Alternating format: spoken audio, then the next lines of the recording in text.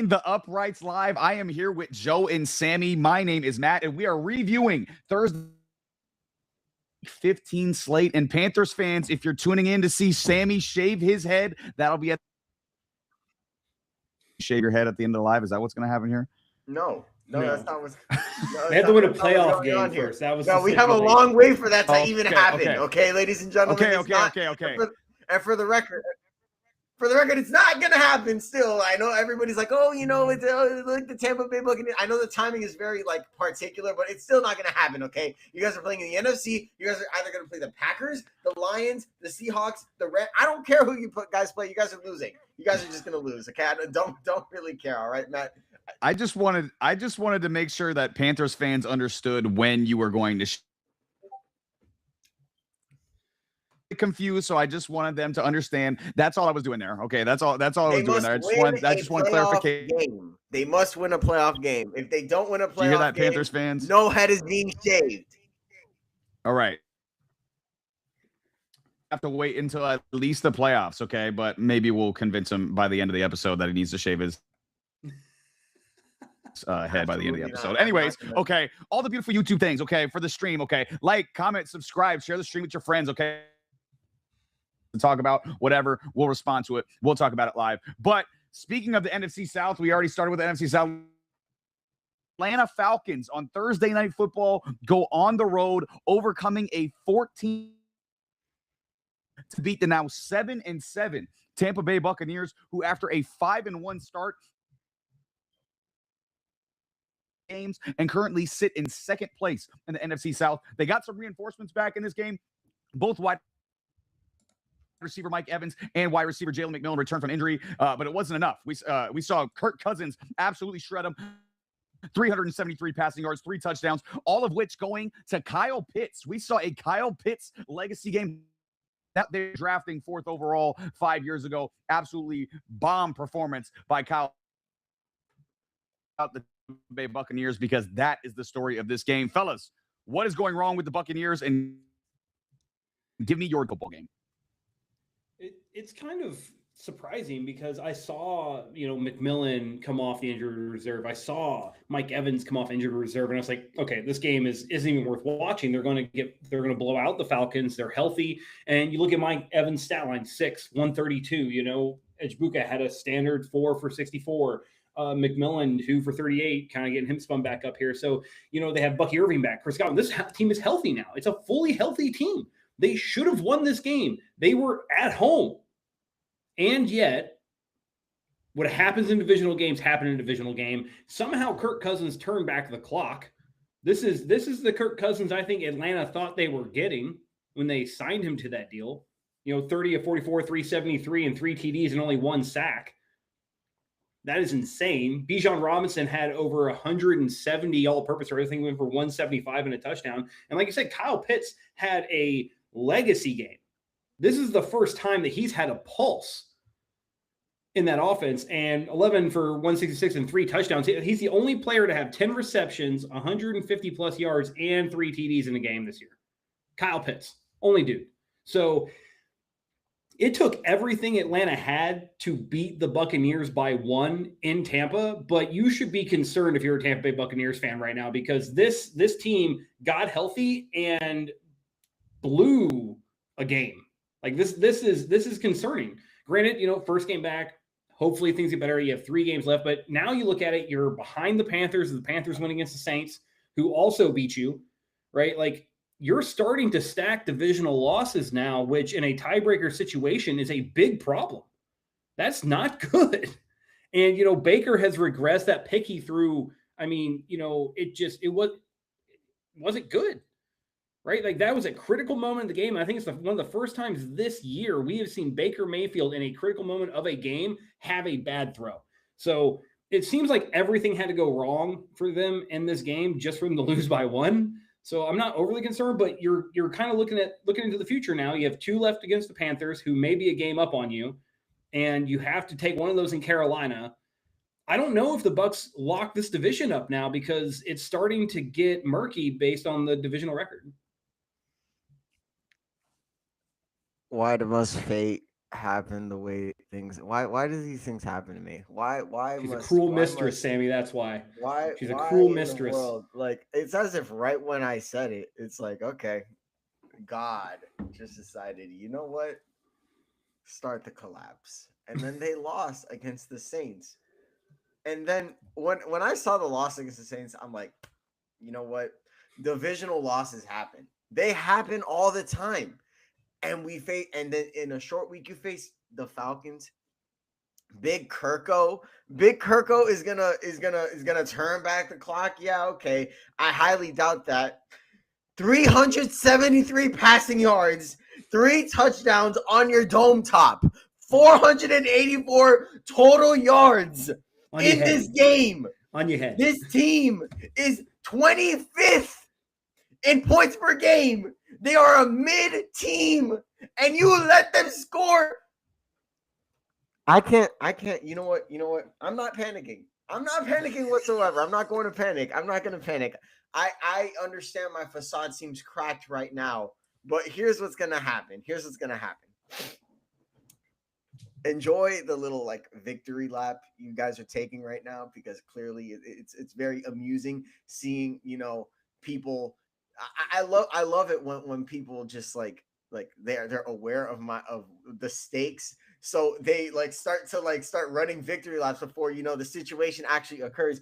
I'm not gonna panic yet. You want to know why, Matt? Because these next two games that the Buccaneers and Panthers are gonna play, the Buccaneers are going to win. They're going to win these games, okay? I am put and Manifested, Sammy. and the Panthers Speak it into are happening. not even gonna make the playoffs and have the opportunity to win a playoff game, okay? It's not gonna happen.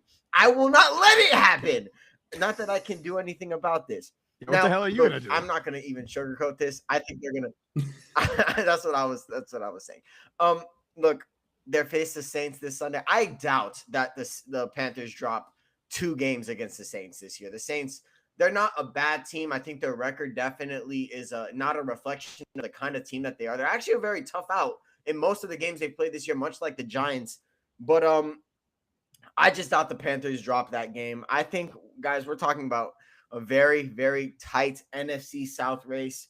And if I'm being blunt, whoever makes the playoffs between these two teams is probably going to be first round exits. It's just bound to happen. I'm not scared of Tampa Bay. I'm not scared of Carolina at all. I'm absolutely not. Todd Bowles, however, I will say this. Todd Bowles, regardless if they win the division, regardless if they make the playoffs, he needs to go. The standard that the Buccaneers have set for years has been win the division, win a bad division, win a bad division, win a bad division, and that is it. Okay, they've won a couple of playoff games, and credit to them, but Todd Bowles this roster in general is just way too talented for it to be just, okay, we're going to win one playoff game, and that's not one playoff. We're going to just barely win the division, and that's it. This division is not very good. Okay, it's not a very good division. And since it's not a very good division, there's no rhyme or reason why the Buccaneers should be struggling year in and year out to win a division like this. And Todd Bowles, for the defensive guy that he is, it's getting ridiculous seeing your team be 23rd in points allowed. Your run defense is 8th in the league, which is good, but it's worse than last year. And then your pass defense is not good either. So, look, overall, I think Todd Bowles, after this year, I think Tampa Bay needs to look in the mirror. I know there's not a lot of head coaching options right now that are like clear as day at the moment, but I'm not a believer in Todd Bowles. I know some of Tampa Bay isn't a believer in Todd Bowles. Allowing that collapse to happen in the fourth quarter, 3rd and 28, you allow that to convert. Unacceptable. And quite frankly, look, last night was, if they weren't in contention to win the division, they'd have fired Todd Bowles right there. I don't think he might not be a bad head coach, but I think that to the standard that Tampa Bay is trying to reach at this point, I don't think he's the coach for them. I think they should move off of him soon. Wow. Nothing head coach. He's literally just a nothing head coach. He's a great and head coaching candidates. They're really good coordinators. Todd Bowles is a hell of a defensive coordinator. You feel great about your football team. Todd Bowles is not a head coach. We've seen that year after year after year. Football coach, the time management, the situational management, all of that stuff is not good with Todd Bowles. I was on with the Bucs in general in the preseason because, again, I picked the Panthers to win the division. So year I thought it was going to be a 9-8, 8-9 team, and one of the reasons I said was because I don't believe in Todd Bowles. I don't think he's a good head football coach, and year after year after year, I'm being proven right on that because he's not a great head football coach. But another thing that you got, Baker Mayfield's regression. Baker Mayfield, through the first 6 weeks of the season, 108 passer rating, 12 touchdowns, 1 pick, 66% completions, like 250 yards per game. We were talking about him as the MVP of the league 6 weeks through the season. Now, in the last 8 games, 77 passer rating for Baker Mayfield. That's bottom 3 in the NFL, 182 pass yards per game. Again, bottom 3 in the NFL, completion percentage, bottom 3, yards per attempt, bottom 3. Like, he is not playing good football right now. We've seen Emeka Buka not play nearly as good of football recently as he has been in the past. And now, he's starting to get these receivers back. Chris Godwin is back. Mike Evans is back. But Godwin doesn't look the same. Evans, just got back his first game back. Jalen McMillan just played his first game, So, again, and Bucky Irving's been hurt a lot of this season as well. So these Tampa Bay Buccaneers have been banged up. But yesterday there was no excuse. Everybody was back. Everybody was there. You had your full arsenal. It was a Thursday night football game against a bad and also banged up Atlanta Falcons team, and you couldn't get it done. So, again, Sammy, you mentioned it. Anything again, maybe they sneak by and get another first round win, but I just don't see that coming. I think that frankly, you were talking about you weren't nervous and you weren't panicking while you were screaming into the microphone. I would be nervous and I'm panicked right now if I were you, just from a strictly objective perspective, because the Carolina Panthers, I think, are better than the Tampa Bay Buccaneers right now. I just do, because they've proven that they can be good teams. They've also proven that they can lose to really bad teams as well, but they've beaten really good teams in tough environments like Green Bay. They beat, the Rams at home. They've beaten good teams, so it's like, if they can beat a good team, they can certainly be a mediocre team like the Tampa Bay Buccaneers, and that's exactly what the Tampa Bay Buccaneers are right now, mediocre. So, yeah, Buccaneers are in big trouble, and they, we might not see them in the playoffs this year after, preseason. Everybody had them just penciled in as the division winner right now. But let's move to a different game, fellas. Let's go to the Sunday slate, and let's go to have a different division winner that we thought preseason. Okay, it's the 9-4 Buffalo Bills, our 11-2 New England Patriots. Joe, obviously we saw this game earlier in the year. It was a tough point victory in Buffalo. We saw Stephon Diggs have some revenge moments in that game, going for over 100 yards. Josh Allen have a couple of bad turnovers in that game as well. But if the Buffalo Bills win this game, if the New England Patriots win this game, fellas, they clinched the AFC East for the first time since Tom Brady was at quarterback back in 2019. So this is a huge, huge football game on Sunday afternoon. Fellas, I got to kick it to y'all. Give me your expecting, and who do you think is going to win? All right, man. All right. This is very exciting, especially as somebody who has been very pro New England Patriots, right? I've screamed their praises. Matt, Joe, you guys are so unbelievably happy with the season that you guys have had. It is very, very magical, right? And there's been a lot of haters, right? A lot of people saying that, this New England Patriots team hasn't played anybody. False. They've played the Buffalo Bills. They're somebody. They've played the Tampa Bay Buccaneers. They're half of somebody. But, they've played some teams, okay? They played some teams, okay? They haven't played straight bums. Okay, they played some quality teams, all right? But nonetheless, this game is very, very important. I'll be honest, heading into this game, I was very, very locked in on the Patriots losing. I'll be honest. I think I've been locked in on the Patriots losing. Because I just don't believe. I just believe in, when two good teams face off against each other, they're bound to split, right? And especially because the Bills, be it as it may, they have some of their flaws. And then the Patriots, they've really have shown not too many flaws. But the reality is the Bills have Josh Allen, right? The Bills have Josh Allen, and since they have Josh Allen, they always have a shot. I was locked in on the Patriots losing this game purely because of Josh Allen. And then it hit me. Yeah, Josh Allen might not be able to save them. Not this year. Not this year. Why would they be able to? Why? Has it shown throughout, like maybe last week against the Bengals, it could work. Against the trash Bengals defense, it could work. Maybe it could work against them, right? It might work against Carolina, right? It might work against Kansas City. It might work against Tampa. But this is the New England Patriots. This is Mike Vrabel. This is a completely different cat. Okay? So with that being said, I know a lot of my family here at home has been very upset with me riding the Patriots this often. And believe me, I take no pride in riding such a team. Okay? I hate riding the Patriots. I despise it. Okay?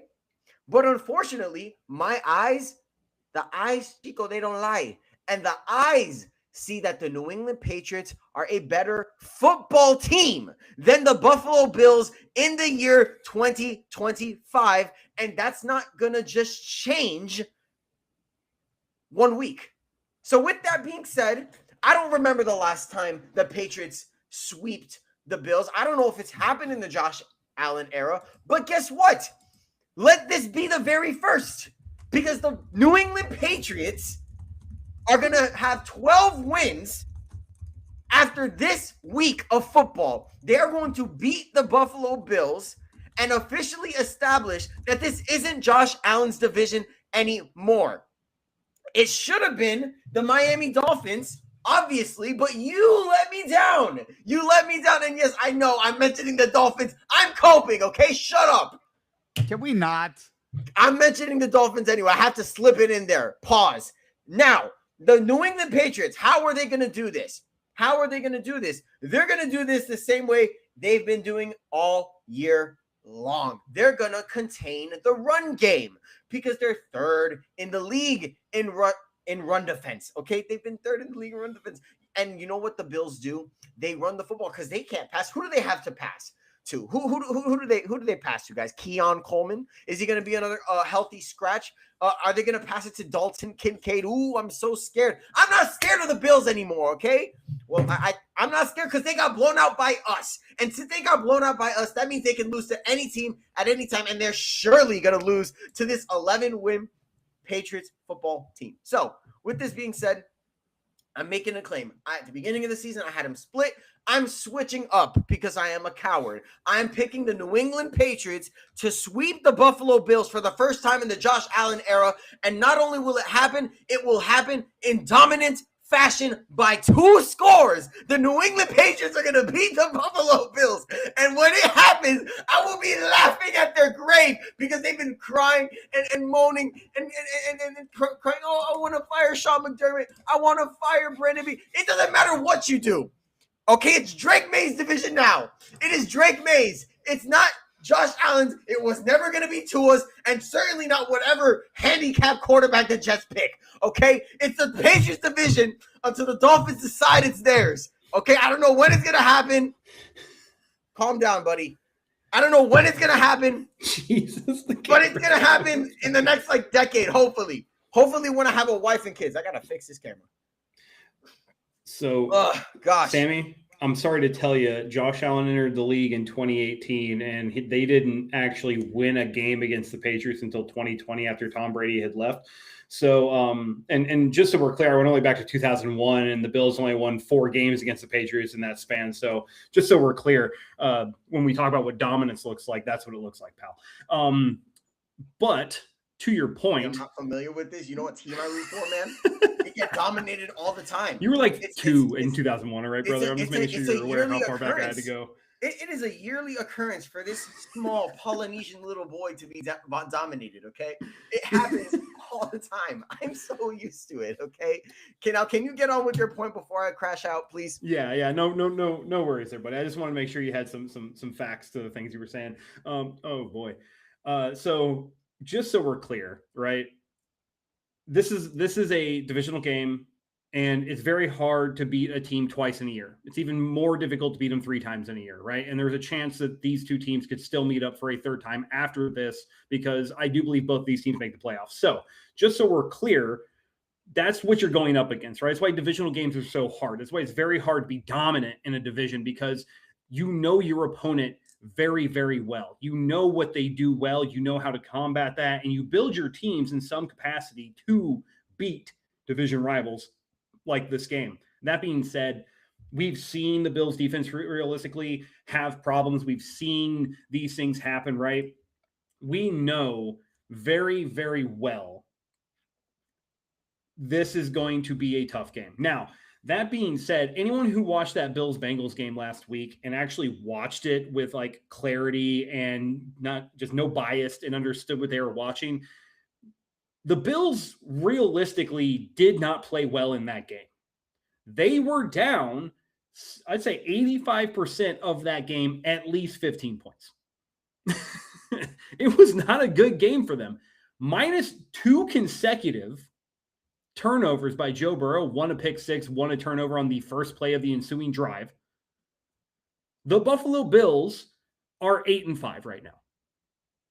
Let's be fair. That pick six that Joe Burrow threw was the ugliest throw I've ever seen. He shot put it. Like he was like trying to like Spider-Man it and bring it back. Right? When he threw that football. It was terrible. And Bills fans were like, we're still in it. Yeah. We want a snow game at Buffalo. This is who we are. Brother, you should not look at that game and feel like you won something. All your weaknesses were on full display. Like, realistically, the only thing you did well was stop Chase Brown from running the football, and Joe Burrow tore your ass up with T. Higgins, Jamar Chase, Mike Gesicki. That's what happened. Now you're going into unfriendly confines, a place where the energy's riding high for the first time in 6 years, a division clinching opportunity with one of the best head coaches in the game, and I don't care what anyone says, Mike Vrabel is that, right? Would say that regardless of what team he coached. This is not the fact that you're favored 1.5 points in this game is probably a moral victory in itself. And that's just because the sports books and all the people in Vegas haven't given up on you yet. Just the same way Matt was like, well, until there's a nice little E next to the Kansas City Chiefs, I'm going to believe they're going to make the playoffs.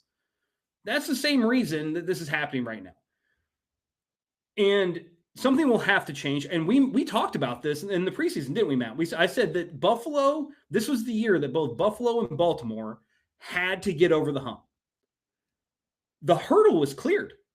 Mahomes isn't there. At this point, the only thing you had to do was get into the playoffs and then probably face each other. That was it. And at the beginning of the season, we thought that was going to be the case. That was what I said. But whoever lost was going to end up having major front office changes and possibly be thinking about roster changes in some capacity. I think the Ravens are closer to looking at a new quarterback than Buffalo is. Josh Allen, to my opinion, just needs more wide receiver talent around him. But to be saying that we could see both the Buffalo Bills and the Baltimore Ravens come January be looking for new head coaches is not outside the realm of possibilities here. No, I say, yeah, probably both teams. It's pretty likely that if they don't accomplish what they're trying to accomplish, they will be I talk about this all the time. Yeah, Taylor, very good point there about Sammy. Goodness sakes, just out of nowhere all the time. Just Dolphins into the conversation every single time, just for no apparent reason. Like, we're literally not even talking about Monday, man. Trying to get back in the playoff race. Man. Here's the thing about that. No one cares about that. I care about it. Dolphins every single possible opportunity. Thank you, okay. Joe. Thank you, Joe. I appreciate that. I want you to have this opportunity. Yeah. After I glazed the Patriots for about like 5 minutes, tops. Okay, heavy glaze, intense amounts of. The glaze. Dolphins are worthy of no glazing. I want the Dolphins to make the playoffs as the 7th seed. I want the Patriots to get the 2 seed just so we can smack that ass one more time this year. Pause, man. Smack that ass is crazy. Why'd you have to say it that ass so is insane? Back to why are we talking about smacking Dolphin ass? All right, let's go get back to the get back to the Bills and who are they playing? The Bills and the Patriots. For goodness sakes, you guys got me all freaking frazzled over here. All right. We talked about it on a previous episode that's going to drop tomorrow about the AFC quarterbacks that might not make the playoffs. Okay, Buffalo Bills are in absolute win now mode. It is now or never for the Buffalo Bills. Okay, and that is why I personally believe, even though I also personally believe the New England Patriots, like you said, Sammy, are the better football team, I actually believe the Buffalo Bills are going to go into New England and squeak it. They're a proven team. Josh Allen's on a mission right now. He knows, again, hey, Mahomes probably ain't going to be there. This is my opportunity to win a football game. This is my opportunity to potentially make a run in the playoffs, and he's going to try to get these guys dialed in. I think he's going to go in there. He's going to ball out against a Patriots defense that's solid but not great. I think he's going to have a big game. I think the Buffalo Bills are going to win a close game. I think it might be a Tyler 7-24 in New England for the Buffalo Bills, and the Patriots are still going to win the division. But I think the Buffalo Bills are going to get one. I think they're just too good of a team to not get one against the New England Patriots. And there is another very important game that we got to talk about, and it's with two teams that we just 6-7. The Ravens are going on the road to the 4-9 Cincinnati Bengals. The Ravens obviously coming off a terrible loss to the Pittsburgh Steelers that really hurt their division chances, and they're going on the road to a Cincinnati Bengals team that somehow is still alive, for the AFC North title at 4-9, because if they win out, potentially make it to the playoffs. I'm ignoring the 6-7, by the way, Sammy. I'm definitely ignoring that. I'm tired. I'm so tired of you freaking kids doing the 6-7 stuff. I'm tired of it. Okay. So the Bengals have a good opportunity and they potentially could. So fellas, Ravens and Bengals, who you got and what should we be watching for? I mean, I thought the Bengals were going to make a run. They got healthy. They were up on the Bills. Everything looked great.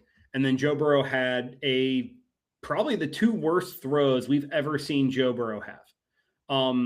I think that when you look at the Bengals, a playoff berth would stymie some of the rumors that Joe Burrow is going to force his way out of Cincinnati, which I believe he should, right? That we've looked at the numbers. They've done nothing to address the offensive line. They have done nothing to address the defense. And a lot of people are saying, well, yeah, that's because Joe Burrow got his wide receivers paid. He made a choice. Well, no, the front office made a choice. Joe Burrow said what you expect your quarterback to say about star wide receivers, because it's easier to throw to guys that can get themselves open almost all the time, which is what T. Higgins and Jamar Chase do, right? Yeah, I want those guys on the team. They're great. As a owner, as a GM, you have to be able to balance that payroll with protecting your franchise. And this is a quarterback-driven league. You haven't done that. Go to the flip side of this. I've said it multiple times. Lamar Jackson is not a good quarterback. Lamar Jackson is a fantastic athlete. He's a fantastic athlete, but he's not a good quarterback. And we all saw it. Look at the numbers now he's been injured. Now his mobility's gone. Now he's not running. Can you argue and tell me he's been good? Can you argue and tell me he's been great? No, you can't, because he's not a good natural thrower of the football. We looked at the playoff stats. He compares to Tony Romo in the playoffs, which is why I said he'd probably be out of there, and it wouldn't surprise me. And I'll stand on that. Keep it a buck. 10 toes in right now, bro. Both of these teams have massive questions going on after this game, probably after the season as well. Major changes coming. 31 teams had a shot at Lamar Jackson. We all know they did, and none of them took an opportunity. What does that tell you what the entire league thinks about Lamar Jackson as a franchise quarterback? That's it. There it is. I said it. Now, continuing this, whoever loses this game is going to have a lot more conversations about what the future holds. Bengals at home. Lamar hasn't looked good, turned the ball over a lot. I'm going Cincinnati in this game. Sammy, before you jump, Lamar Jackson is not a good quarterback, because you talked about he's not a natural. However, being a natural thrower of the ball is not the only qualifier for being a good quarterback. Lamar MVP, he's the greatest rushing quarterback of all time. He's electric. He's one of the greatest players that we, regardless of his playoff. Yeah, but you just said definitive. He's a great athlete. Means I didn't take anything away from him athletically. Being able to run and being mobile and being explosive, you're an athlete. Being a good athlete helps you play the quarterback position, especially in today's day and age. You can't just say, oh, he's a good athlete, but he can't play quarterback. He obviously can play quarterback. He showed us he can play quarterback. He threw 40 touchdown passes last. Not as good of a quarterback when his legs are compromised. He's still a good quarterback, just not as good as when his legs are compromised. Okay. Yeah, that's what I would argue. But Sammy, you go ahead. Talk about this Ravens and Bengals game. I don't even. I was gonna talk about the game. I wanted to talk about the game, but like, what the heck, man? Like, what's wrong with you, Joe? Like, why? What a distracting statement, Joe. Why'd you say that, man? Statement from the. What the heck, bro? Jeez, man. A 2-time MVP at the quarterback position isn't a good quarterback now. A future Hall of Famer, by the way, he's going to be one. He's not a good QB, actually. God, how am I going to lock in on this? Okay, what is his highest completion percentage since November 9th? Joe, I understand. 5 games. I understand. The man's thrown more interceptions over 5 games than he has touchdowns. I understand. He's also okay. So he hasn't been a good quarterback lately. He is definitively a good quarterback. Maybe this year, but he is a good quarterback. Mind you, Joe. It's not like this man has been going through throughout the entire season all spot free and like completely healthy. This man has been hurt. Okay, he's been hurt, and we know what the Ravens look like when he's hurt. Okay, they're not good. They're not even close. It's not the reason why they're even in this playoff race to begin with, regardless of whether you think, regardless of what the statistics say, regardless of what they are in this division race because of Lamar Jackson. Because every other QB tried to get him back in the race, and guess what happened? It wasn't working. Okay, they were garbage. Now, if we can focus on the game, which I don't know how the heck I'm going to do that because of what the heck was just stated. The Ravens are 6-7. Haha, so funny. They're 6-7 with a loss against the Pittsburgh Steelers. I'm not going to lie. It's a bit disappointing, but the Ravens aren't out of it quite yet, okay? Look, it's going to be a difficult path. It's going to be a hard path, okay? They got the Bengals, they got the Patriots, they got the Green Bay Packers, and then they have the Steelers. But you want to know something? Say what you want about Lamar Jackson throughout the playoffs. There's still a lot of questions regarding that. But throughout the regular season, Lamar Jackson steps up every single time. So you know what? Yeah, he's had a bad stretch of games, okay? But a bad stretch of games does not define Lamar Jackson, okay? It shouldn't define Lamar Jackson. So you want to know something? I'm going to pick the Ravens to win this game. I'm going to pick the Ravens to win against the Patriots next week. I'm going to pick the Ravens to go to Lambeau Field and beat the Packers, okay? And you want to know something? I'm sick and I am tired. I'm sick and I'm tired of the Lamar Jackson disrespect just because he's played a stretch of games that have been not very good. I'm sick and tired of that. This is a reigning MVP. Okay, a 2-time MVP we're talking about. He probably should have been MVP last year, by the way. Looking at how he played last year. He had a better year last year than his MVP season. So, look, I'm sick and tired of the disrespect. Am I going out on a limb here? Am I taking a little bit of a risk? Yes, I kind of am. It is a little bit difficult seeing the Ravens go up against the Patriots, who are a very hot team at this point, and winning. I know it's crazy, but you want to know something? Lamar Jackson has won these big games in the regular season before, and I expect him to do so. All right, so look, I understand he's struggling, but I expect the struggles to end this week against the Bengals. Man, this game took a completely different turn than I thought it was going to take. I thought we were going to talk about these 200, 500 seed Earth. I don't know. I don't know. He just said it, and now we're on a completely different tangent. I'm going to try to stick to the game here. I'm just going to try to stay. Matter of fact, I'm just going to make it quick. I think the Ravens are going to win. That's what I think about this game. I think the Ravens are going to win. I think they're due for a quarterback who's due for a bounce back performance against a bad Cincinnati Bengals defense in Cincinnati. Especially just watching that Joe Burrow interview where he was like, "Oh, I don't know. I've been through a lot. Maybe I don't play that much." So again, not any statistical analysis there. That is all just gut feeling analysis on Bengals. And the Baltimore Ravens obviously need a win really badly. So I think the Ravens are going to pull this one out.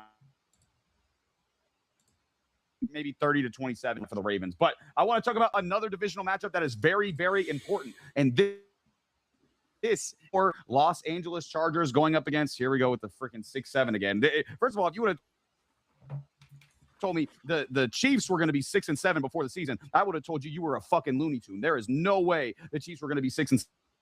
But thank God they are. They are sitting here at 6-7. And if they do not win out, listen, this is a must-win game for the Kansas City Chiefs. With a loss and a Houston win to Arizona, the Kansas City Chiefs are officially eliminated from playoff contention. Be eliminated with 3 weeks left in the season. That is absolutely insane to think about, but that is what is this week. So, fellas, Chargers and Chiefs, what do you got? Who do you got? What should we be looking for in this game? I've lost faith in the Chiefs. I think they're going to lose this game and they're going to officially be out of playoff contention. I think it's over.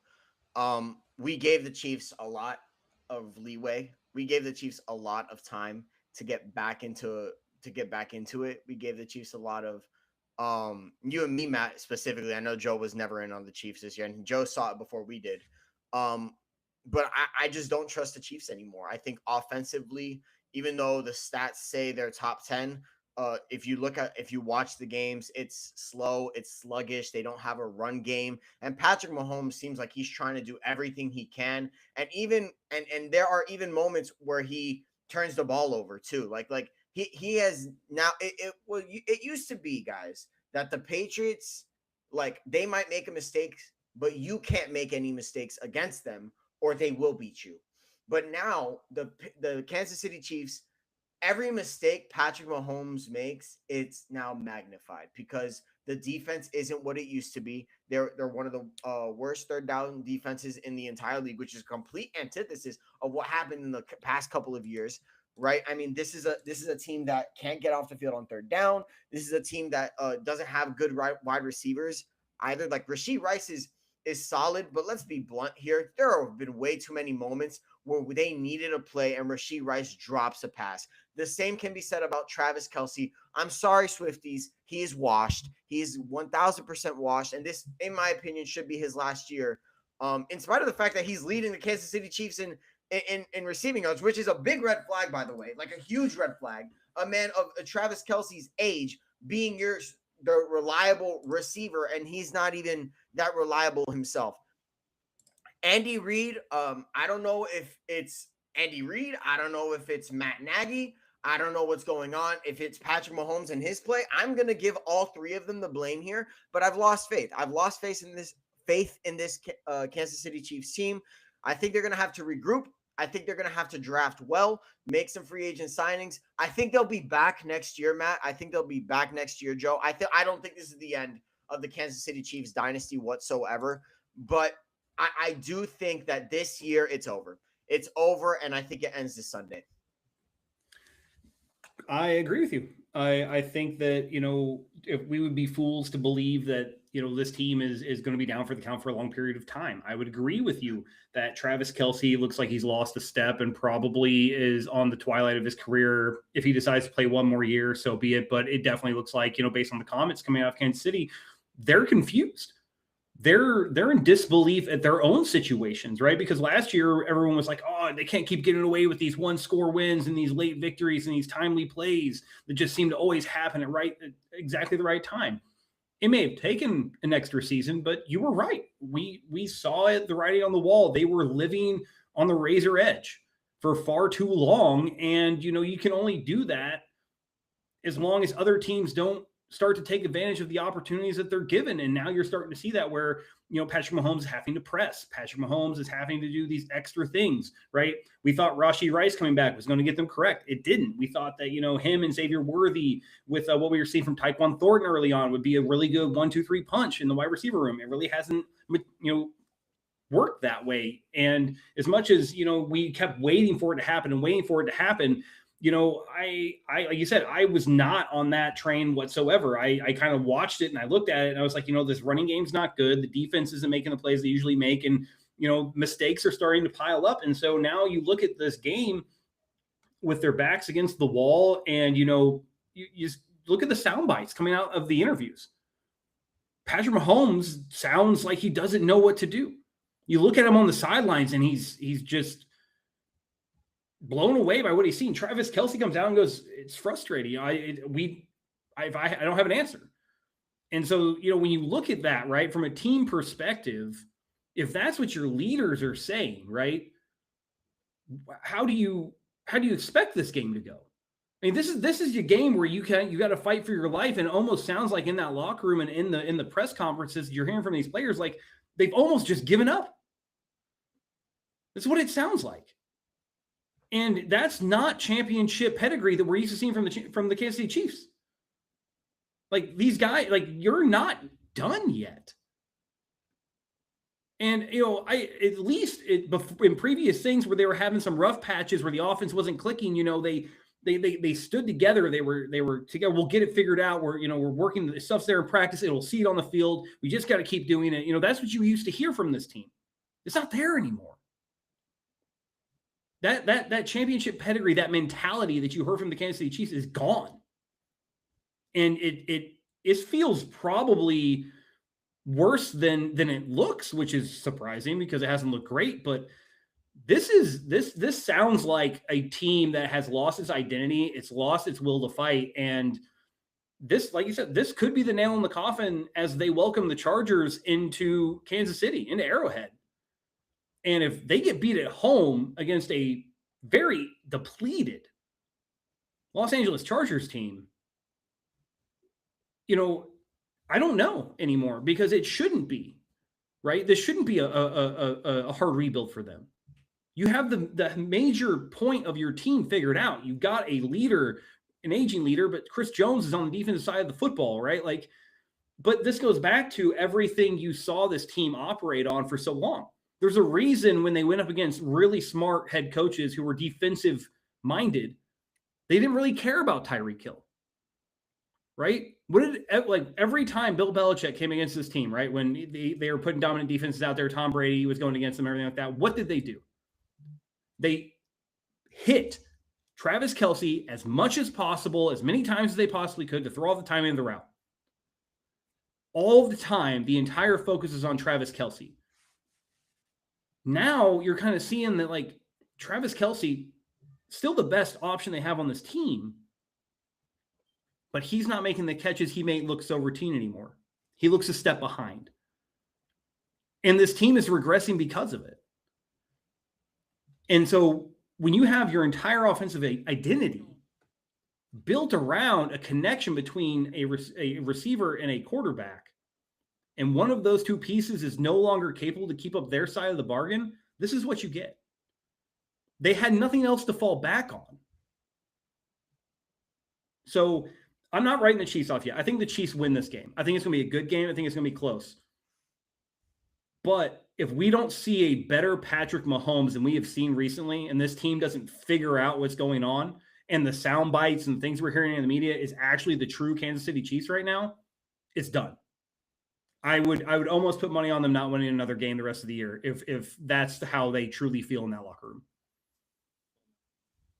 Yeah, it felt a little bit like they felt like what we felt, like where last week was such a big game. Like, if they won it, they were back on track. They're going to win out and, find their way into the playoffs and be a huge threat. And they didn't. And now it's kind of like they feel the same way as we do. It's like, man, if you were the old Kansas City Chiefs, you're winning that game and you're taken off, right? And they didn't end up doing that. And they, now I think they felt that a little bit, and now they're in a little bit of a rough spot. But I do agree with your end takeaway, Joe, that I do think the Kansas City Chiefs are going to win this game, mostly because this Chargers team is depleted. We saw how bad the offensive line was last week. Justin Herbert was under siege. And plus, Justin Herbert was running around in that game, taking off and taking unnecessary hits as well. I talked about this in the chat as well with Justin Herbert. Sometimes he'll take off and he'll take some Jackson Dart unnecessary hits on a hand that, again, I understand that you want to win the game. I understand you're a competitor. I understand that you're tough. Your teammates all know that.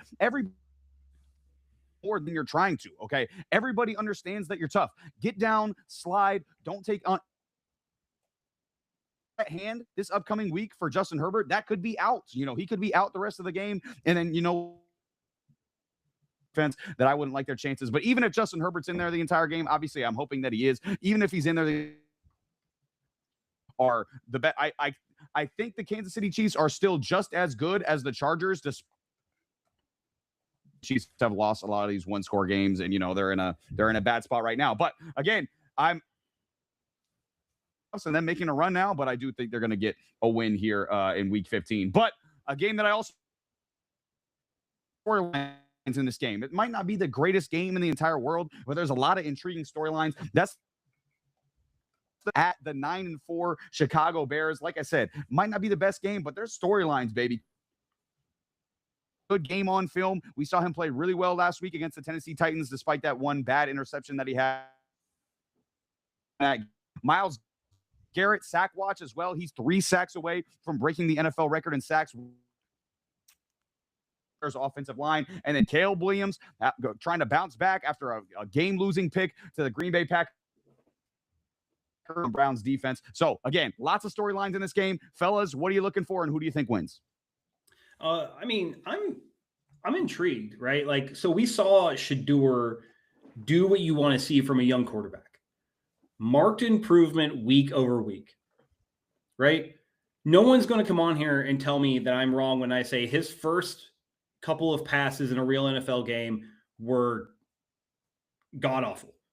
Found out after that, you look at it, you go, oh, well, he wasn't getting any reps in practice. Okay, well, there's only so much mental rep can do. You need rapport.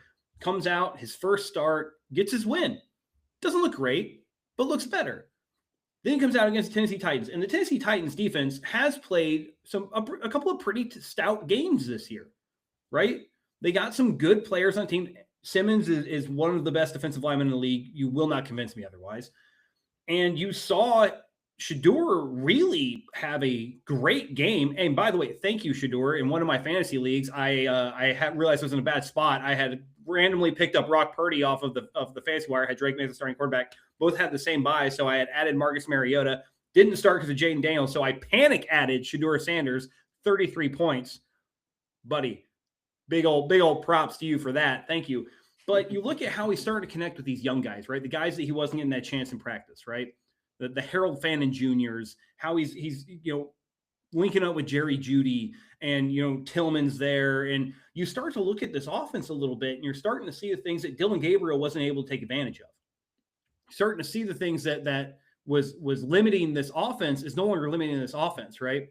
I think that if you're taking away anything from this game, right, and is that no matter what happens during the game, Shedeur's confidence is increasing, right? Like, he gets sacked and everyone does his trademark on him.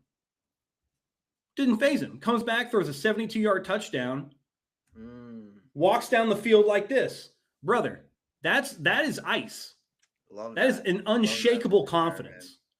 And what I'm telling you right now is there's still people out there who don't believe the Browns have a franchise quarterback. I'm going to go on the record right now.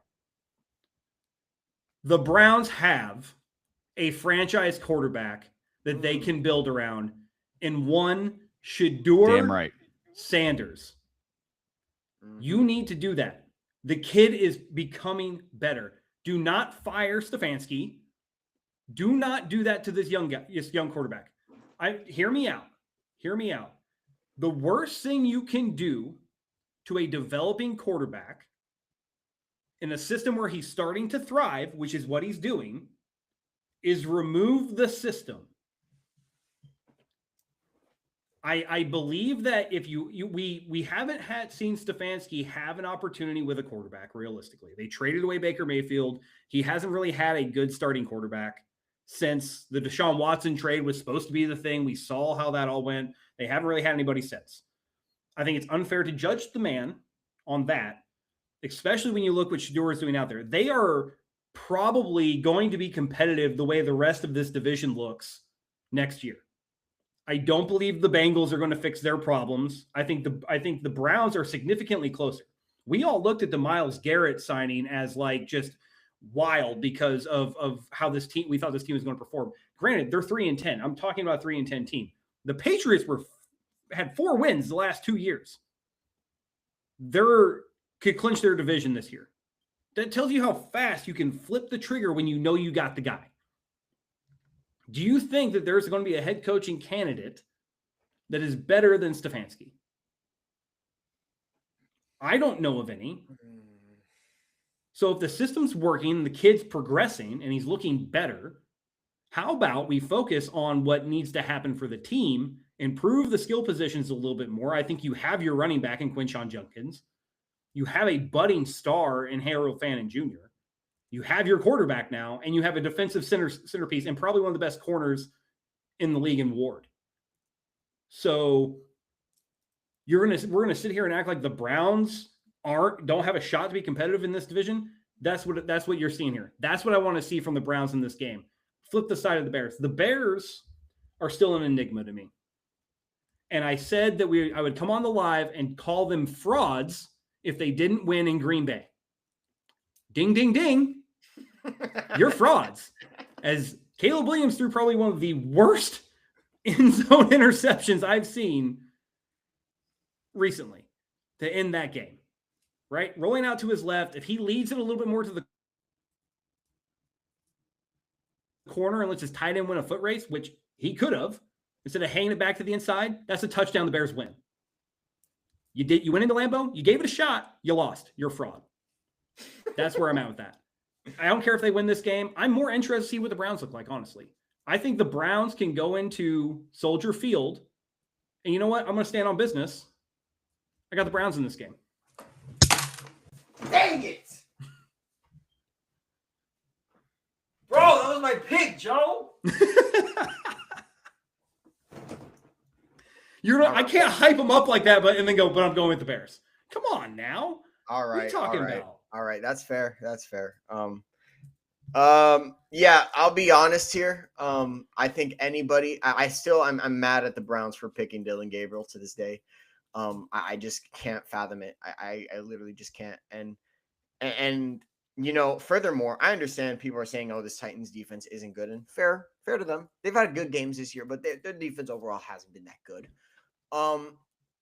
What I will say is that, like, if you're looking for a development, there's nothing more developing than a quarterback going up against a bad defense and actually playing well against that bad defense. Because I've seen plenty of QBs who have promise go up against bad defenses and just not show any kind of promise whatsoever. Shadur Sanders did exactly what a QB who you think is going to be the future of your franchise is going to do to a bad defense. Now, granted, still picking Cam Ward. Cam Ward won the game. So Cam Ward, shout out to you.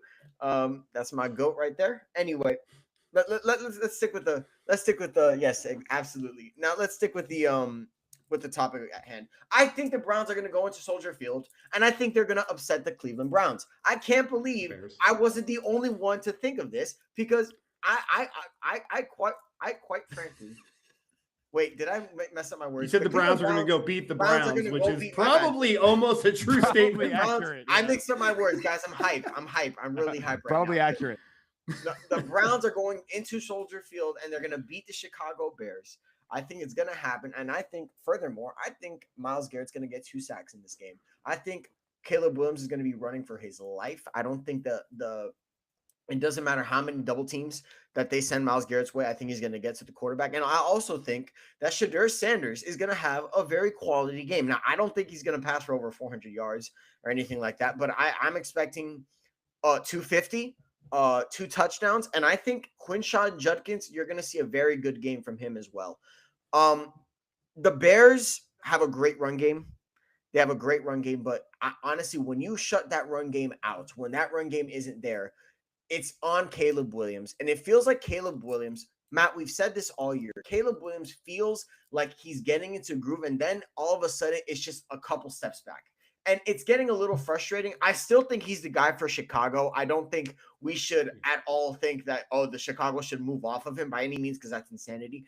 But it is a little frustrating seeing a QB, is talented, struggle to really catch his stride. But there's nothing more Chicago Bear than going on a losing streak after starting off 9-3. Nothing more Chicago Bearian, I gotta say. And I think, ladies and gentlemen, that it's gonna happen. I think the Browns are gonna upset the Chicago Bears. I think it's gonna. I think the Shadur hype is going to be only increased. And this is great for the NFL. The most polarizing player in football getting a win on the road against a team has, I assume, playoff expectations. Man, if Chicago doesn't get it together, the Lions are starting to creep up if they can get that win against the Rams, which we'll probably talk about in a second. But yeah, I'm picking the Cleveland Browns to win this game, Matt. Are going to win this game because they need to win this game, and it doesn't really matter if the Cleveland Browns win this game. I do agree that a lot of people think. I think the spread's 7.5. The Bears are favored by 7.5. I would definitely take the 7.5 points. High play. So again, if the Bears got to outscore them by 8 points, realistic option. So I do think it's going to be a close game, but the Chicago Bears are the better football team. Caleb Williams, but I do think he's going to be able to evade some of these pass rushers, evade a Myles Garrett, because we've seen the best quarterbacks at avoiding sacks, scrambling outside the pocket, making plays with his legs, and then making plays with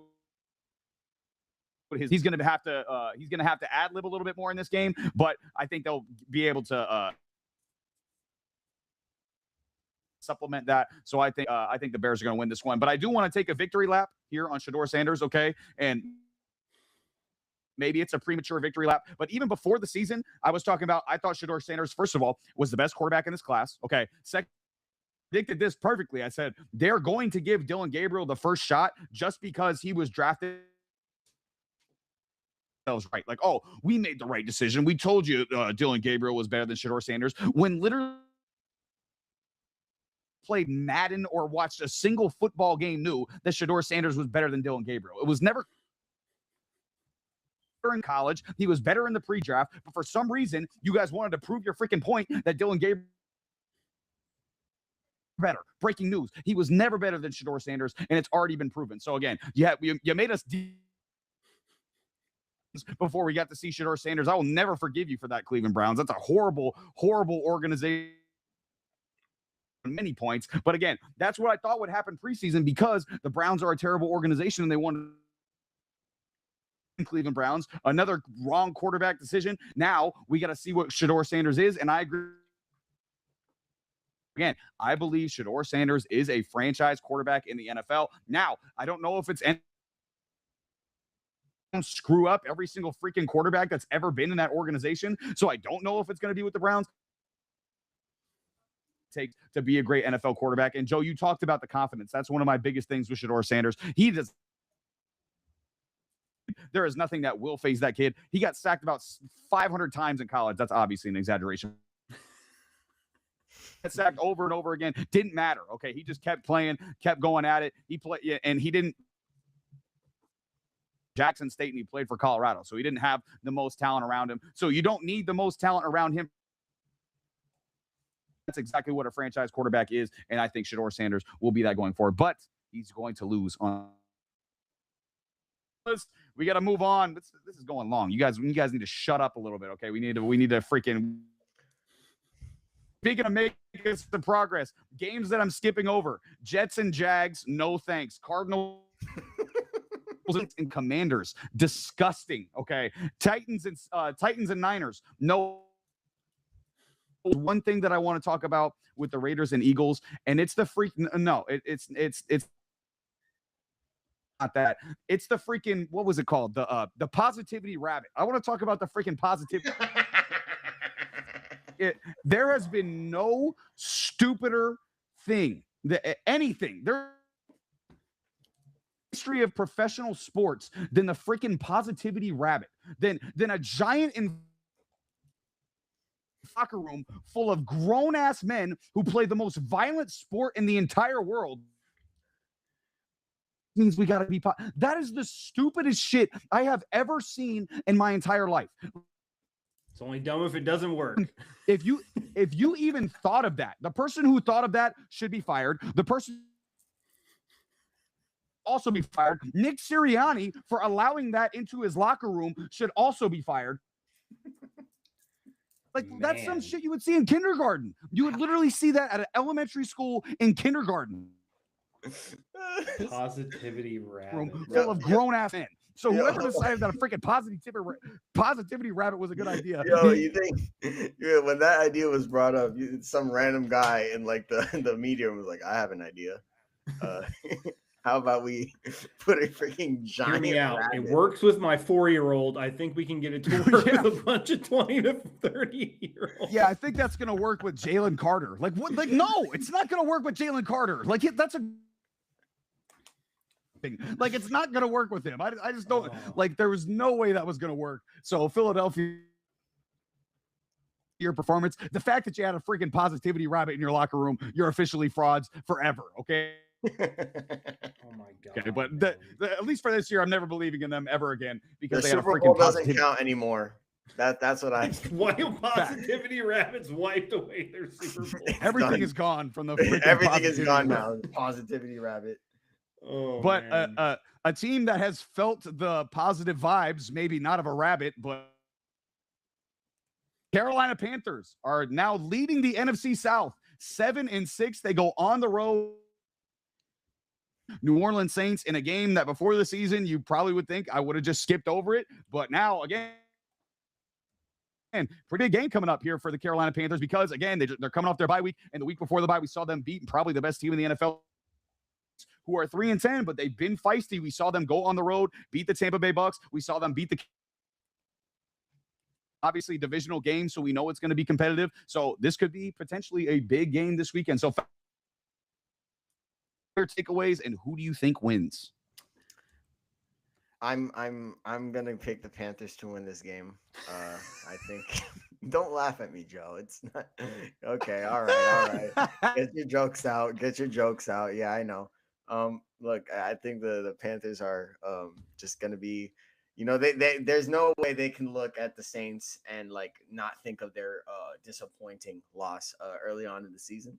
I think the Panthers have improved tremendously throughout as the season has gone on. And Bryce Young, I expect a big game from him. And yeah, I think the Panthers take care of business. I think they go into New Orleans and I think they get the dub. Yeah, easy call here. I think that, the Panthers probably looked at the Eagles positivity rabbit and they said, we need something to boost morale too. And they may have stumbled upon our small little YouTube page. And now they got a picture of Sammy up in the locker room with little, like, you guys ever watch a Major League where like the motivational, like, poster that's up and they start pulling stuff off of it and off it. That's what they got there in Sammy, except it's just strips of hair. It's just strips of hair coming off every time they win. Just one more strip comes off till he's bald. That's what's happening right now. That's what they got. That's how the Panthers feel right now. That's the motivation they got going right now. But a one Mr. Tyler Shuck thinks Sammy looks good with hair. Thinks Sammy should keep his hair. And he has been playing really well. And let's not forget, this NFC South division has some of the best rivalries in the division. They play very, very well against each other. And I would not rule out a Saints home victory with the way Tyler Shuck played last week against the Tampa Bay Buccaneers. If that's the Tyler Shuck we're getting, this is going to be a dogfight. Now, I already said it. The Panthers' identity is Rico Dowdle and Chuba Hubbard have to combine for 22 carries in this game, and they will win this game. They've won every game this year where they get those guys at least 22 touches and allow Bryce Young to do what Bryce Young does best, is in high percentage situations, he makes high percentage throws, right? When got to have it situations, they dial up a good play and he executes it to a T and throws dimes. We saw it last week. I think we see it this week. But I don't know if I'm confident enough in the Panthers to say they win this game. They've been polarizing all year. I think if this was at home with the way they've been playing right now, I got them. I'm going to go Tyler Shuck and the Saints here, pull off the upset to keep this division coming down to the head-to-head Bucks versus Panthers matchups. This guy literally talked himself into the same. They start off with, easy one. The Panthers are going to win, and then he just talked himself into a The States are going to win this game. I was watching your absolutely Tyler Shuck diabolical. hype up video from earlier in the year, man. I couldn't help it. Hey, You hyped up Tyler Shuck pretty heavily, Matt. I said for those of you who don't know, I said Tyler Shuck goes to the right situation, he could be the best quarterback in the class. He's got a lot of talent. He's got arm athletic. Now, he went to the Saints, so then I immediately retracted that statement because I thought, okay, he went to the go to because he went to the freaking New Orleans Saints. However, he's looked pretty solid at quarterback for the New Orleans. Scoop for about a 30-yard touchdown. Again, he can make the throws. Obviously, he's not because he's a rookie, but he's also 26 years old because he was in college forever. So he's not necessarily a young quarterback, not experienced in the NFL quarterback mistakes, but he's looked solid. Tyler Shuck could be maybe not a franchise team in the future, maybe even if it's not the Saints. But again, in this game, and for Panthers fans, okay, showing love to our long form videos, showing love to our short form videos as well. We put out shorts about both IG and on TikTok, and I think the short on or on YouTube right now has like 50. You guys showed us a whole lot of love last week. Again, we appreciate you guys a lot. But with that being said, because I think the Carolina Panthers need this win very, very badly, obviously to maintain stake and win the division before the season. So why would I pick against them at this point? Like I gotta keep picking the Panthers wood over here until they end up winning this division because it's looked sketchy. But again, right now they're on top of. But speaking of teams that are on top of their division, one team was on top of their division, the other team. And this is the 8-5 Indianapolis Colts. They're going on the road to the 10-. Last week would have just been an intriguing game because it's two good teams facing off against each other. Now, a 44-year-old future Hall of Fame quarterback who's been retired for 4 years is on the road against one of the most ferocious defenses in football as old man beer gutted up this Mike McDonald defense in Seattle. So fellas, Colts and Seahawks, Phillip Rivers, what is going on right now with the Colts? I don't know. I got nothing. What are we talking about here? Like what's going on right now? Like, is this a real thing, Joe? Like why are we? This is real life, Sammy. This is real life. I'm going to be honest with you. They called the wrong 40-plus-year-old retired quarterback. Tom Brady was on an interview where he said would he would have came out if he had got a phone call. I think that would have been the better answer. To be fair, I'm a big Phillip Rivers fan. I think Phillip Rivers, if he played for a different franchise than San Diego, he maybe gets the Super Bowl ring. I think he plays some great teams. I love Phillip Rivers to death. When he got asked what his playing weight was, and he said, "I'm not sure," that tells you that either he knows and he doesn't want to say it because it makes him feel bad, or he's not sure. But you can tell by looking at him, it's more than it used to be. So I don't know how to tell you guys this. A lot of people are concerned about Phillip Rivers starting this game. If he starts this game, Riley Leonard was removed from the injury report, so there is a chance that we don't see Phillip Rivers this week, and it's Riley Leonard. Phillip Rivers will be suited up in this game.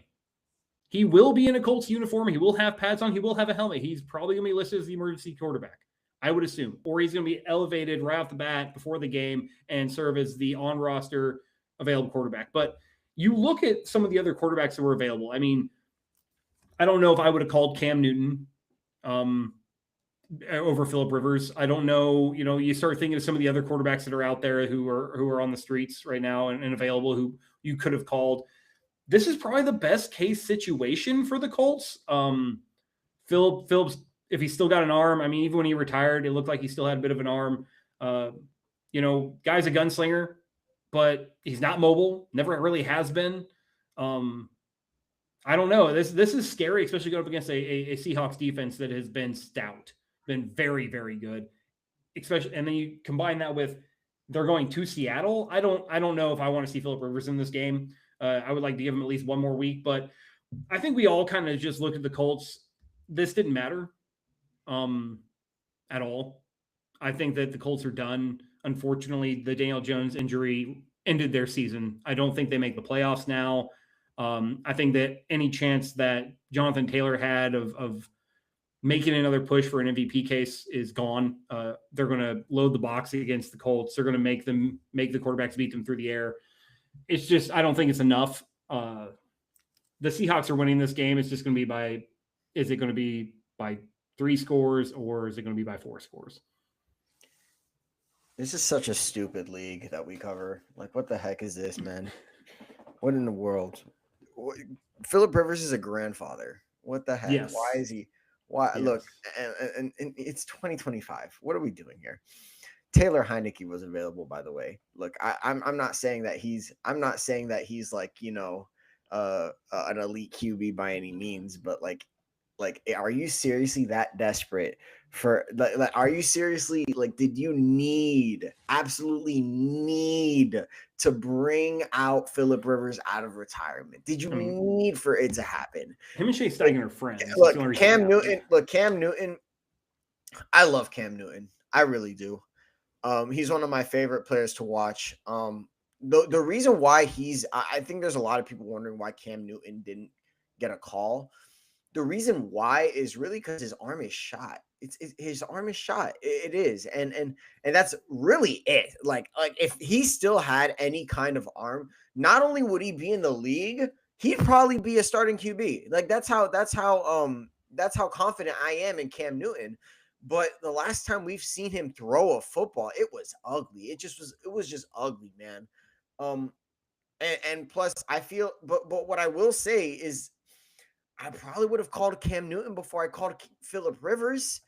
Philip Rivers been retired for 5 years, man. Like he's gonna be eligible to be in the Hall of Fame soon. Like he's a semifinalist this year, Sammy. He became a finalist. Semi-finalist. Does the clock restart? By the way, like what happens now? I don't know.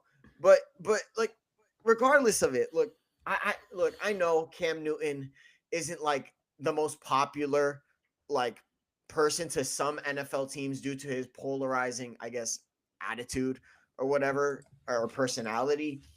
But I'm sorry, like the reason why he didn't get a call was because of his arm. I still would have called him over Philip Rivers personally. I think if you devise a game plan, I think you can win with Cam Newton still, even with a shot arm. I don't know. Look, Shane Steichen is a genius. So I think Shane Steichen is going to be able to work something out. But oh my goodness, man. Philip freaking Rivers, it's 2025, guys. The Seattle I would have tried to call Andrew Luck. Oh yeah, that's gonna work out. He looks skinny. Just one more shot. Absolutely not. Look, Robert Griffin III, somebody, man. Oh, definitely not him. Jeez. Oh my goodness. I mean, at least they're younger, you know. It's crazy, Matt. It's crazy. Seattle's gonna win this game. It's gonna be dominant. It's not close. Yeah, Seattle's going to win for sure, and I'm definitely nervous for Philip Rivers if he's in this game. I'm concerned. If he can move, and this Seahawks defense is one of the best defenses in the league and has one of the best pass. With you, Sammy, I would have called Philip Rivers before Cam Newton because Philip Rivers already knows the offense. He's more of a Cam Newton can't run. He certainly can't throw, you know. So it's like I think Philip Rivers. Anthony Richardson version of the Colts offense, maybe I would have called Cam Newton because then Cam Newton could have style quarterback. However, again, it's been the Daniel Jones version where it's been more of a drop back passing offense that he can just slide right in and kind of continue the same rhythm. But again, I don't think it's going to go well. Don't get me wrong. I think this again, I hope Philip Rivers gets out of it healthy and I hope he gets out of it, you know, being able to, you know, at least I came back, that type of thing. But I don't think it's going to go well at all. I think the Seahawks defense is going to be all over him. They're going to be not going to be a good football game. Obviously, like you mentioned, Joe, they're going to take away Jonathan Taylor. They're going to put 8 in the box and say, hey, see if you can beat us with that wing of yours. And I just don't think it's going to happen. So yeah, Seahawks are going to dominate because what a crazy turn of events it's been here for the Indianapolis Colts these last couple of weeks. To talk about, and these might be the 2 best games of the weekend. The first one I want to talk about, the 9-3-1 high to face the 11-2 Broncos. And I just said that this game was going to be one of the best games of the. In my heart, this game is going to be disgusting. I believe this game is going to be nasty. Just to watch because these defenses are way better than these offenses. It is not even better the last couple of weeks. However, they still do not perform against really quality defenses, and the quality defense, one of the 3 best defenses in football. And speaking of quality defenses, the Green Bay Packers have mediocre offenses. That describes the Denver Broncos offense perfectly. A very mediocre offense, very consistently. If this Packers pass rush, especially Micah Parsons, can get after Bo Nix, he's going to make I'm very nervous, and this game is going to be disgusting to watch. No, neither of these teams is getting to 20 points. Like, neither of these teams is going to get to 20 points. It's going to something nasty, something disgusting, something January, December type football. That's what do you think? Is it going to be Packers? Is it going to be Broncos? And what do you expect in this football game? I'm so ready for this game to have like a total of like 15 points. This is going to be awesome. This is the ugly football that I'm sure my grandfather would love to see. This just downright ugly, like just disgusting, no run game, no passing game, negative yards constantly. This is exactly the game that our grandfathers would love. But here's the thing. I, ironically enough, trust Jordan Love a lot more than I trust Bo Nix. And you want to know something? I trust Jordan Love to make the throws that I do Bo Nix. And by the way, this is not to say that Bo Nix isn't like a good quarterback. I just don't trust him. And I've seen Jordan Love. I've seen Jordan Love make play after play. Look, I know what I've said about Jordan Love in the past. Ignore it. Ignore what I said. Okay? Doesn't matter anymore. What I'm saying now is that even though this game is going to be ugly, it is going to be ugly. At the end of the day, at some point, one of these offenses has to step up. And what offense do I trust more? What QB do I trust more? Well, it's Toyota-thon. It is Toyota-thon, ladies and gentlemen. And what that means is that Jordan Love is going to step up. That is what literally is. That's just his calling card, Toyota-thon. So, with this being said, I'm picking the Packers to win this game. It's going to be a close, ugly game, and there's a lot of schematics that you could really break down regarding the defenses. I think the Broncos are an elite defense, an elite pass rush, elite in cover, elite in everything. They're one of the better defenses in the league. In my opinion, these are 2 of the top 3 defenses in football. I have the Texans at 1. I have the Broncos at 2, and then I have the Packers at 3. And I think the Packers defense facing up against a Broncos offense that has been very, very inconsistent, very ugly for most of the year. I've seen a lot more flashes from the Packers, so I'm going to pick the Packers to win this game in a close one. It's a bold pick. I think that, the Packers are favored by 2.5 points right now. And what's crazy is I expected this game to be a cold weather game. I really did. Until I looked at the weather. It's going to be 62 degrees there. You heard that right. 62 degrees in December in Denver. Colorado's so bipolar, bro. So weird. The low's 26 for the day. The high 62, just so we're clear. I heard everything that Sammy said. It's Toyota-thon. Jordan Love is great during Toyota-thon. That's fantastic for him, right? The better defense to me is the Broncos defense. I think the Broncos have a better defense than the Packers defense. I think the Broncos get after the quarterback a little bit better than the Packers do, even with the Micah Parsons addition. I think they have the better corners. I think that overall it's a better defense going up against a little bit better of an offense. And I think that at home, the Denver Broncos are winning this football game. I think that that's going to come down to it. Bo Nix has shown in this offense right now that most of the time they're lethargic. They're slow, and we saw a slow offense really take the Packers to the brink last week, right? The Bears started really slow in that game, really didn't have anything going until pretty much most of the way to the end, and then they seem to just turn it on. We've seen the Broncos do that this year. I think that they're going to be able to keep pace and really try to lock up that 1 seed, with the uncertainty of what's going to happen earlier in the week or early in the day with the Patriots-Bills game. This is important to them. I think that having home field advantage is a massive plus for the Broncos heading into the playoffs, and this is a must-win for them, and they're going to treat it as such. So I have the Broncos winning this football game. I don't think it's going to be because of Bo Nix in the offense. Let me be clear, but I do think that they're going to get a few more opportunities because of this defense with short fields to get a few extra points. That's kind of what I see this team doing and what this game's going to be. To your point, Matt, 17-14, 10-13 kind of a game is what I'm looking at here. Yeah, it's not going to be pretty. That's for sure. And like you guys talked about, both of these teams, good defense. Josh Jacobs has been a little bit banged up this week. So if Josh Jacobs is out, that's a big loss for the Green Bay Packers. I think he returned back to playing in this game, which is obviously would be a huge thing for the Packers. He's basically their best weapon. Aside from Christian Watson, he's been outstanding since he's returned from injury. But again, that's something to watch as well. But Packers a little bit more. And I found this spread very, very interesting, fellas. The fact, like you said, Joe, the road in Denver. Denver has the better record and the better defense, which a lot of people think. And it is very, very interesting to me. So I believe that Vegas is right on this one. I think the Broncos, I think that spread is about right. I think it's going to be a really close game all the way down to the wire. And I think it's going to be over these Denver Broncos. But fellas, we just talked about a game that was going to be very, very low scoring into that's probably going to be very high scoring and entertaining. And this might actually be the best game of the weekend. For sure.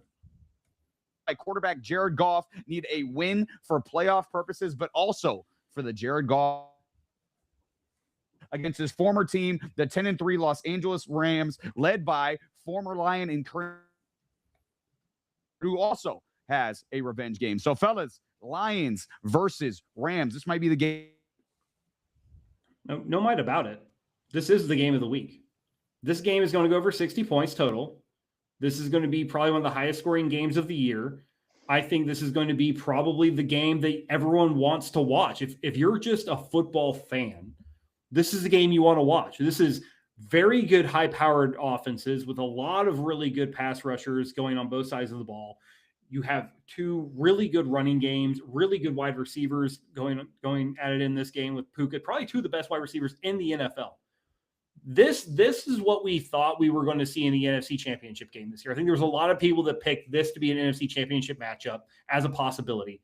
That seems to be starting to fade a little bit here because of how tight the NFC is. And if the Detroit Lions do not win this football game, their playoff hopes dwindle substantially because they are losing ground to teams like the Niners, like the Seahawks, who we both believe are going to have dominant wins this week. The Lions have to win this game to keep pace. This is a tough one for them. You're on the road going against the Super Bowl favorite right now. And I'm not talking the favorite in the AFC to make Super Bowl. No, I'm talking that the betting odds favorite probably to win the Super Bowl is the Los Angeles Rams based on how they've looked, right? Like, I think if you were to pull it up right now on DraftKings and to see who had the best odds of winning the Super Bowl, the Rams are the top odd. Easy day, right? This is your opportunity to A, make a statement, and B, stay in this playoff race. You lose this football game, it's done. I don't think you get in.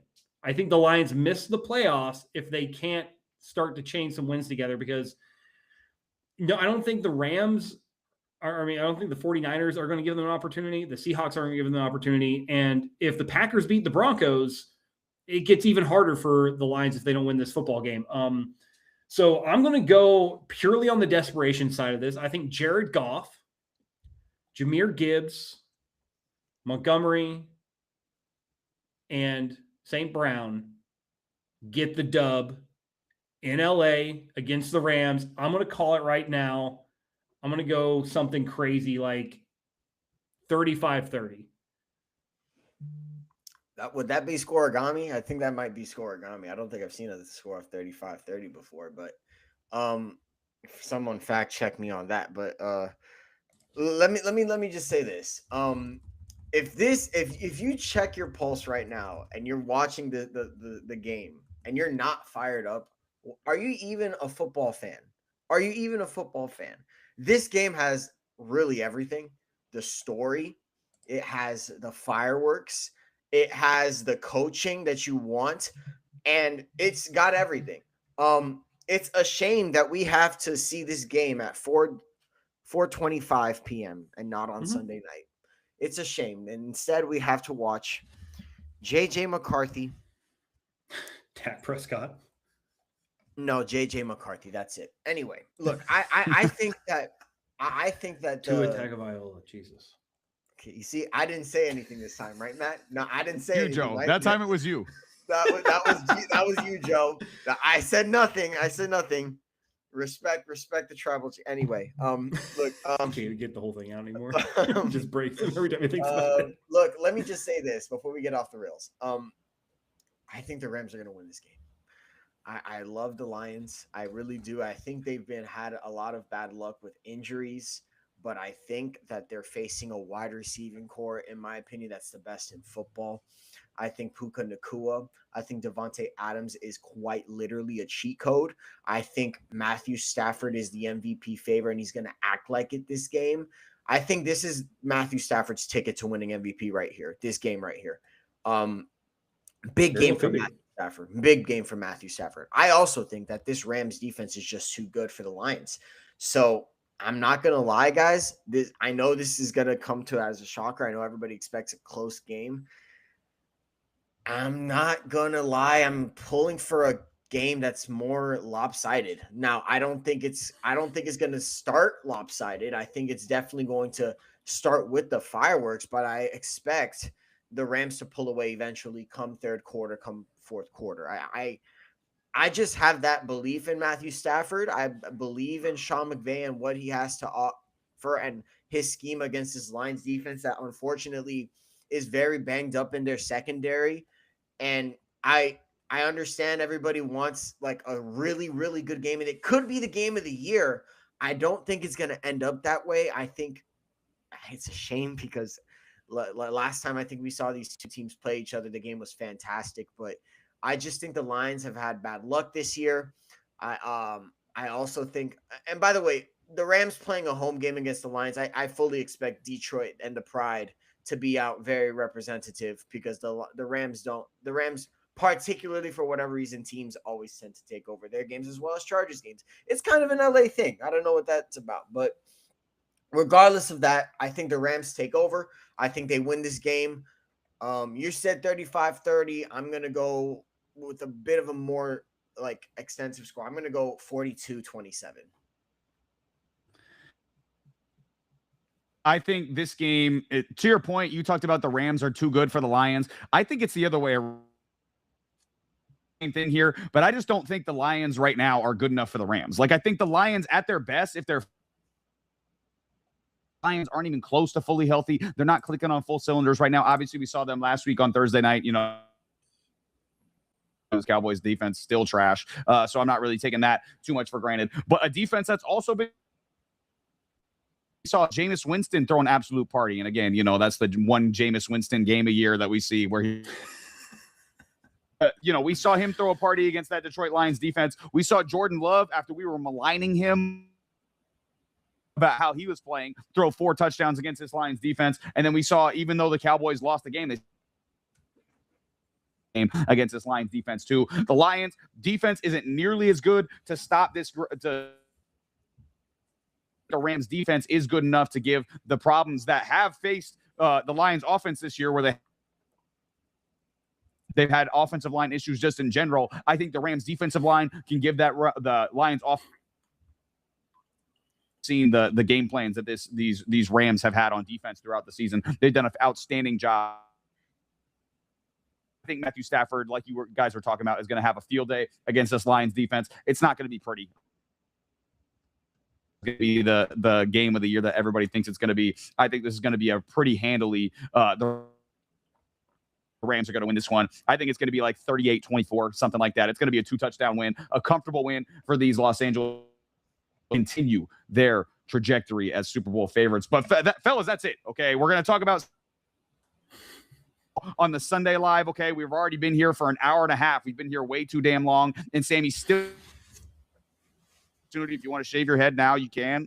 You just say the word and bring in the barber. You can still Lame. Lame. I guess he's gonna be lame and not shave his head. Whatever. But saying he's not shaving his head. Okay, whatever. We got weeks to wait for this. It's like a fine wine, I guess I'm man. just You can't jumping the rush gun. such Sorry. perfection. Sorry, I'm just excited. I want to see bald Sammy. Bald. I won't be bald. Eyebrows. I want everything bald. It'll be shaved though. Okay. Everything gone. It'll grow back too. My hair. I got good genetics. It'll grow back. So my whole thing was that like we just hiring a buzz cut, or we expect him to buzz and then bick? You know what I'm saying? Just buzz. Like get his Gillette on, just bro. buzz. It's a buzz cut, okay, and that's Yeah. it. All right, and I haven't had a buzz cut since high school, so I'm scared of how I'm gonna look. Okay, I'm terrified. Sounds like you're already coming to grips with it, baby. It sounds like you're already.